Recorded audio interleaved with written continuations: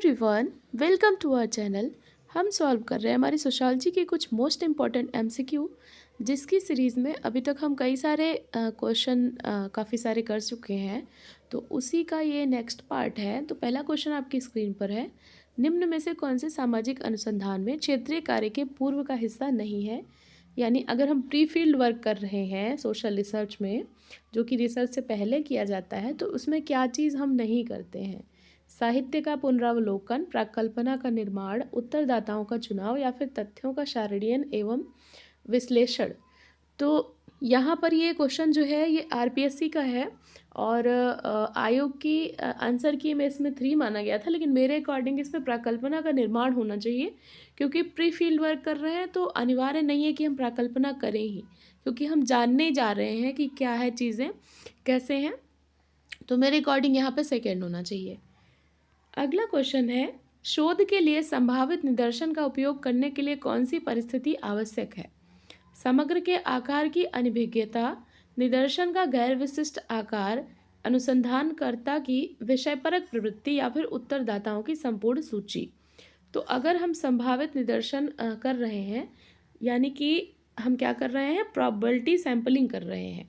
तो probability sampling में क्या चीज़ है जो कि एसेंशियल है, कि अनिवार्य है, कि होनी ही चाहिए। तो देखिए, अगर हम अनभिज्ञ रहेंगे, हमारा जो समग्र है तो बिल्कुल नहीं होगा। और विषय परक यानी कि हम अपना सब्जेक्टिव उसमें डाल रहे हैं तो भी नहीं होगा। और गैर विशिष्ट आकार, कि हमें आकार ही ठीक तरीके से नहीं पता है, तो ये चीज़ें कैसे ठीक से होंगी। तो निदर्शन अगर हम करने जा रहे हैं तो हमारे पास उत्तरदाताओं की एक सूची होनी चाहिए। तो यहाँ पर फोर्थ जो आपका ऑप्शन है ये यहाँ पर सही हो जाएगा। अगला प्रश्न है, अंतर संबंधित संरचकों, संकल्पनाओं, परिभाषाओं तथा प्रस्थापनाओं का समुच्चय जो प्रघटनाओं के वर्णन और पूर्वानुमान के उद्देश्य से चरों के बीच के संबंधों को स्पष्ट करते हुए प्रघटनाओं के व्यवस्थित दृष्टिकोण को प्रस्तुत करता है, तो इसको हम क्या कहेंगे। मॉडल, विचारधारा, सिद्धांत या फिर पैराडाइम। तो इसको इंग्लिश में अगर आप देखना चाहें तो देख सकते हैं, a set of inter related construct concept.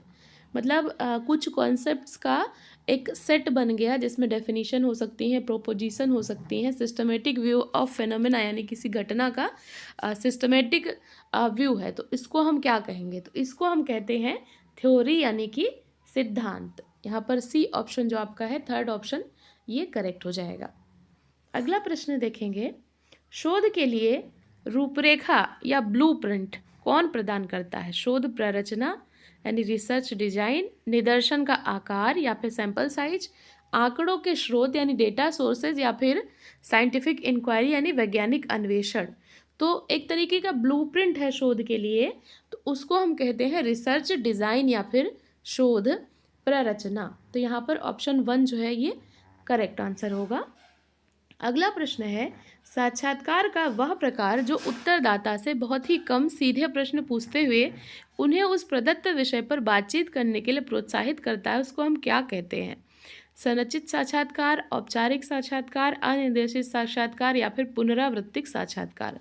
तो एक ऐसा इंटरव्यू, एक टाइप ऑफ इंटरव्यू है जो कि सिंपली इनकरेज करता है उत्तरदाताओं को कि वो खुल करके बात कर सकें। बहुत ही कम सीधे प्रश्न पूछता है और उस पर उनको खुल के बात करने के लिए प्रोत्साहित करता है। तो संरचित होगा, औपचारिक होगा, अनिर्देशित होगा या फिर पुनरावृत्तिक होगा।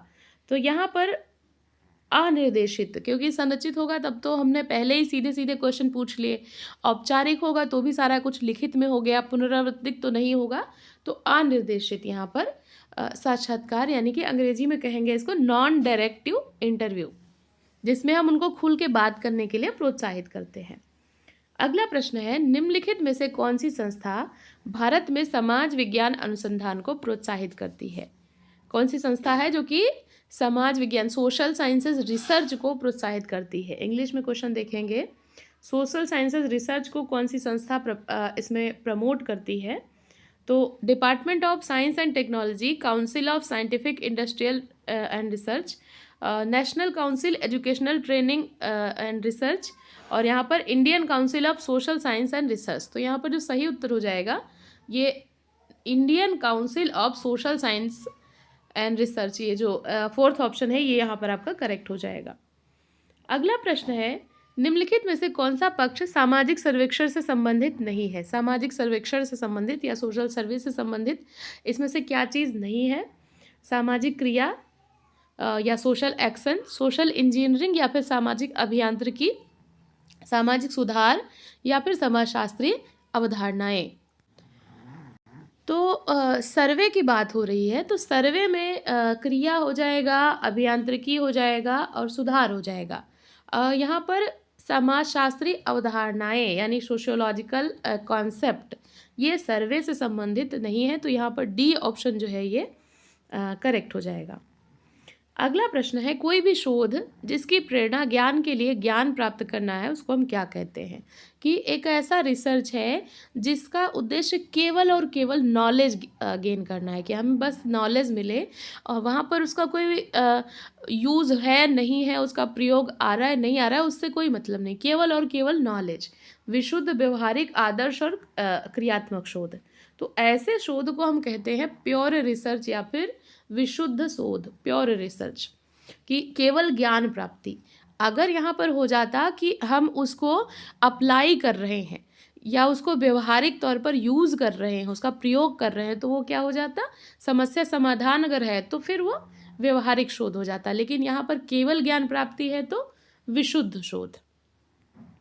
अगला प्रश्न है, यह प्रकल्पना कि पुरुष एवं महिलाओं में आत्महत्या की दर के संदर्भ में अंतर नहीं होता है, ये किसका उदाहरण है? शून्य प्रकल्पना, वैकल्पिक प्रकल्पना, नकारात्मक प्रकल्पना या फिर सकारात्मक प्रकल्पना।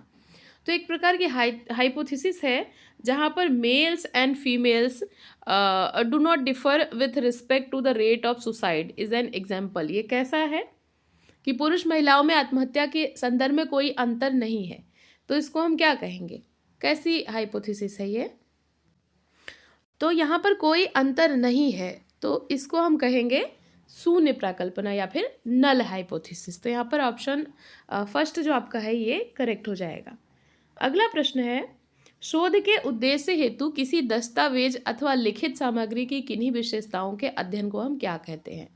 एक ऐसा स्टडी जहाँ पर हम लिखित सामग्री या किसी प्रकार के दस्तावेज का अध्ययन करते हैं। लिखित सामग्री या लिखित दस्तावेज, डॉक्यूमेंट टाइप है, रिटन मटेरियल है, तो उसको हम क्या कहेंगे? तो उसको हम कहते हैं अंतर्वस्तु विश्लेषण या फिर कंटेंट एनालिसिस। लिखित सामग्री में कोई भी पत्र पत्रिकाएं हो सकती हैं, किसी प्रकार का कोई शोध समथिंग कोई है तो वो भी उसी में आ जाएगा।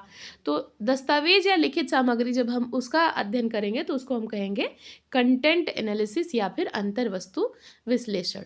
यहाँ पर फोर्थ ऑप्शन जो आपका है ये करेक्ट हो जाएगा। सॉरी, फोर्थ बोल रही हूँ मैं, थर्ड ऑप्शन जो है अंतर्वस्तु विश्लेषण।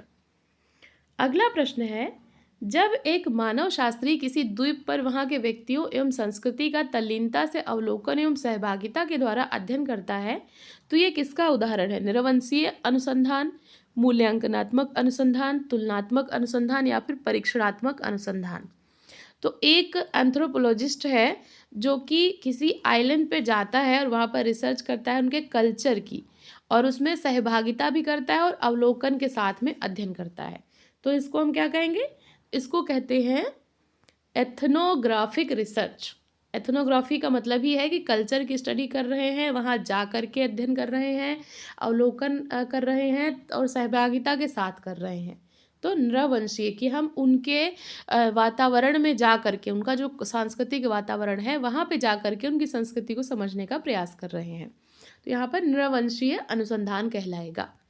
अगला प्रश्न है, उपयोग योग्य प्रकल्पना की विशेषता कौन सी नहीं है? यह वैचारिक रूप से स्पष्ट होनी चाहिए, यह अनुभवजन्य रूप से सत्यापनीय नहीं हो सकती, यह विशिष्ट होनी चाहिए, यह अवलोकनीय वस्तुओं पर आधारित होनी चाहिए। तो एक अच्छी प्रकल्पना की विशेषता यहाँ पर पूछ रहा है, तो इसमें से कौन सी नहीं होगी? तो देखिए, वैचारिक रूप से स्पष्ट तो बिल्कुल होनी चाहिए, विशिष्ट होनी चाहिए, अवलोकनीय वस्तुओं पर आधारित होनी चाहिए, ये चीज़ें हैं। पूछ रहा है नहीं है, तो नहीं इसमें कौन सा होगा? तो नहीं यहाँ पर हो जाएगा कि सत्यापनीय नहीं हो सकती, जबकि सत्यापनीय होनी चाहिए या हो सकती है। तो यहाँ पर सेकेंड ऑप्शन जो आपका है ये यहाँ पर नहीं है, तो ये करेक्ट हो जाएगा। अगला प्रश्न देखेंगे, अंतर वस्तु विश्लेषण के लिए निम्न में से कौन सा तथ्यों का स्रोत नहीं है? कंटेंट एनालिसिस के लिए इसमें से कौन सा है जो कि सोर्स ऑफ डेटा नहीं है? दस्तावेज है, अभिलेख है, फिल्म सामग्री है या फिर अवलोकन है? तो तथ्यों के संकलन के लिए सीधे बात हो रही है, कौन सा डॉक्यूमेंट टाइप समथिंग नहीं है। तो देखिए, डॉक्यूमेंट है, रिकॉर्ड है, फिल्म कंटेंट है, लेकिन अवलोकन तो एक तरीके का क्षेत्र कार्य में आ जाएगा, तो ये बिल्कुल नहीं होगा। तो फोर्थ ऑप्शन जो है आपका करेक्ट हो जाएगा। अगला प्रश्न देखेंगे, कौन सा पैराडाइम मैक्स वेबर के उन कार्यों से संबंधित है जो मानव व्यवहार को समझने पर केंद्रित है?